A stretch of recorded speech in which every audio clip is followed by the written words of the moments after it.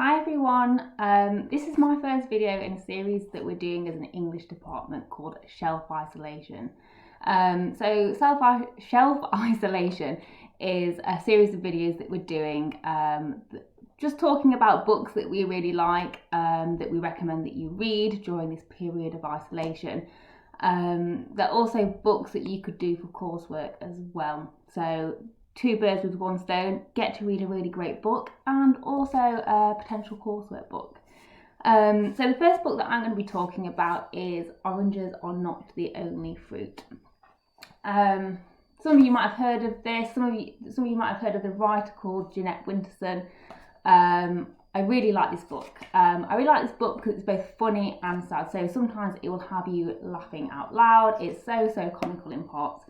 But it's also really sad as well. There are some sad parts to it. So we're presented with a really conflicted protagonist who we can't help but feel sorry for. And I think this would be a really good book for you guys to choose for coursework, because it's all about conflict between an adolescent growing up and her mother. And I know that lots of you will have those similar kinds of issues at home where you're disagreeing with your parents, but believe me, yours will pale in comparison to the issues that Jeanette has with her mother.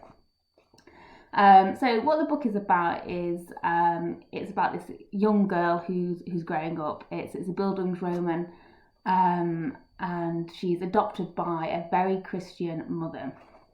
We don't find out too much about her father. He's sort of quite a distant character. But her mother is super religious, and we don't really get to the bottom of why she's been adopted. Jeanette doesn't really know herself, but it's kind of alluded to the fact that either her mother couldn't have children or she just didn't want to sleep with her husband, the father. So it's all about her being adopted and growing up in this super religious environment. Things start to come to a head when Jeanette realises she's a little bit different, and she realises that she's lesbian. And for her, a lot of conflict comes from not being able to marry her religious upbringing. And she, we get the impression that she really does have some kind of faith there. Like she's really quite indoctrinated into the church, and how that ties in with her kind of being a lesbian. So a little bit about Jeanette's mother. Jeanette's mother is a character who you really want to hate, but you actually can't help but feel sorry for her.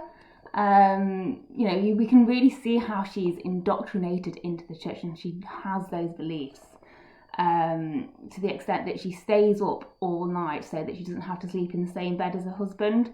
And she's really quite hypocritical as well. In one part she really calls people who drink heathens. They're heathens that drink, but she has wine in the house for medicinal purposes. So she's a character who represents the hypocrisies in the church. This would be a really great book if you're interested in strong female characters. Lots of the male characters in the book are sort of quite distant, like Jeanette's father, or they're presented as weak in some way. So there's a character called Pastor Finch who we get the impression that he's just regurgitating stuff, sort of like a songbird. Pastor Finch, that's where the name comes from.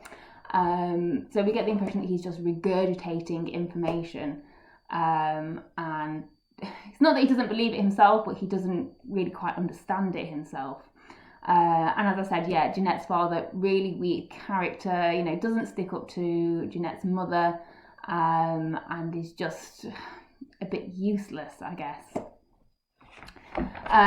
Other reasons why you should pick this book for coursework: if you're interested in what's wrong, right, and everything in between. Jeanette's mother only sees things as good and bad. Obviously, we know that there are lots of grey areas. I know you can't link it to Atonement because we're doing that as an exam text, but it sort of has quite similar themes in that respect. If you're interested in female relationships, so again, lots of strong female characters in the book, and we're presented with lots of female relationships, particularly mother and daughter relationships. Even though Jeanette's mother is at times really quite cruel to Jeanette, you do get the impression that there is some love there. If you're interested in the presentation of religion, which in some ways is presented as is ridiculous and hypocritical, actually you do see how people get so involved, and all the chapters of the book are books of the Bible. So we've got Leviticus here, for instance. So yeah, really strong presentations of religion.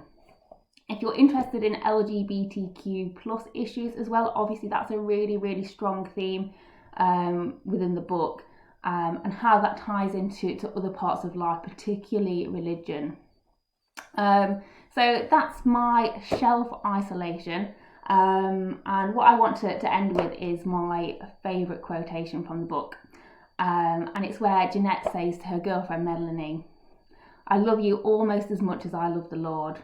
And I really love that quotation because it just so hits, particularly given that it's just before, so her girlfriend Melanie is also involved in the church, and they don't really realise what they're doing is wrong, and it's just before the pastor accuses them of being really sinful, and for her to say, "I love you almost as much as I love the Lord," it's sort of heartbreaking that she feels that her love for the Lord is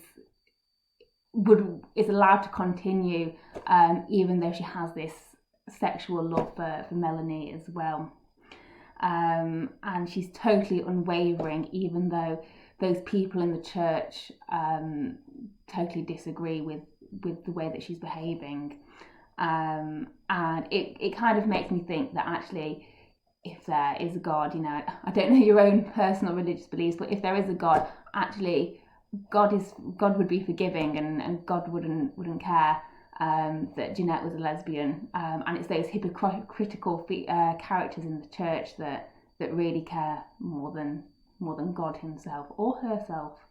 So I'm going to end there.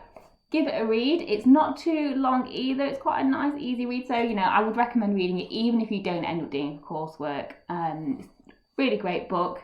Thank you for listening.